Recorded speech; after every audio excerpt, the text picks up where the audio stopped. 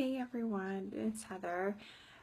Sorry I've been kind of absent the last week. We had family in town and life just got busy. So I'm excited to be able to jump back on here and join you again. And this post today is more for myself than it is for anyone else. It's a reminder that I need to hear, and so I'm publicly reminding myself of this. Yeah, life has just been crazy busy. It's been hard. I am feeling weary lately. A lot of that is just our family is in, hi, thanks for joining, guys.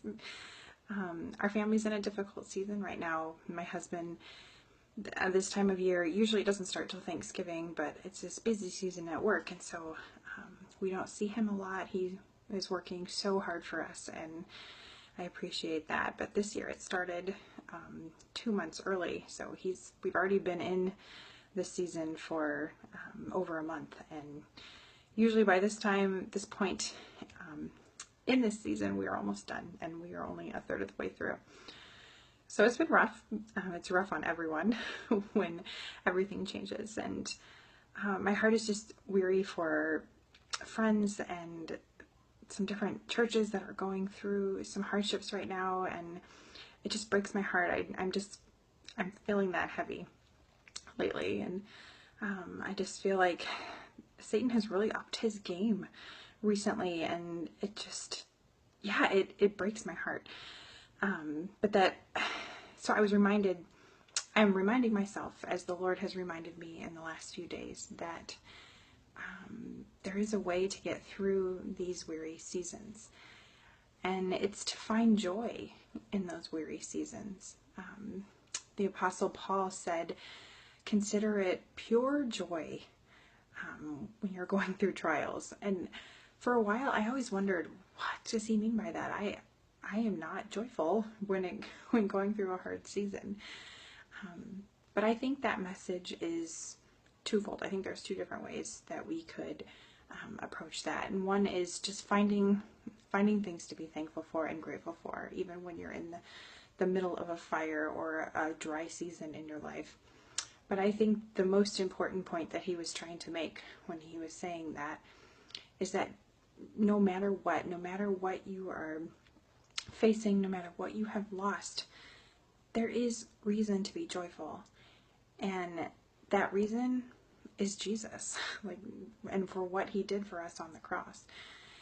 When we are in dry seasons, when we are in weary seasons, or when we're just feeling like we don't have anything left to give, that's where God can show himself the most to us, because we have nothing left, and so we are completely and utterly dependent upon him.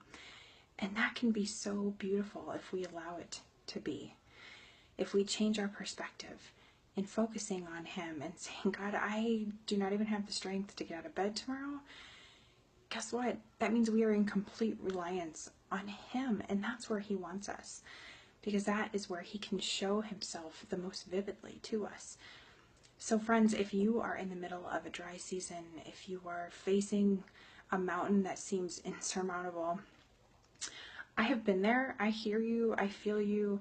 But also know that Jesus has been there too. He went through that mountain, up and over and back again, and he conquered it all for us. And so when you are in that season, when you're feeling like you can't get out of bed, look to Jesus. Cry out to him. Ask him to be whatever you need him to be in that moment, and he will do it. He will sustain you. He will fill you. Find the joy in him. Rest in the cross, knowing that your future is secure, knowing that he did all the work for you, and be thankful for that. Find the joy in him. If in nothing else, find it in him. I tell my kids this, there's always reason to be joyful. If you can't find anything else to be joyful for in life, there's Jesus, and that's reason enough to be joyful. So friends, know that you are not alone. Know that in those dark moments, look to Jesus, and you will see him the most clearly, the most vividly that you've ever seen him before. Cry out to him and He will answer you. I hope this brings you a little bit of encouragement this morning, and know that you're not alone when you're in your weary season. And this was such a reminder for myself, and I will keep this video and replay it over and over again when I need to be reminded that I need to refocus on the cross. I'd love to hear from you. Shoot me a message on Facebook or here, and I'd love to know how to pray for you, and to hear input from you as well on what you're facing. So thanks for listening, and I hope you have a grace-filled day. Thanks so much.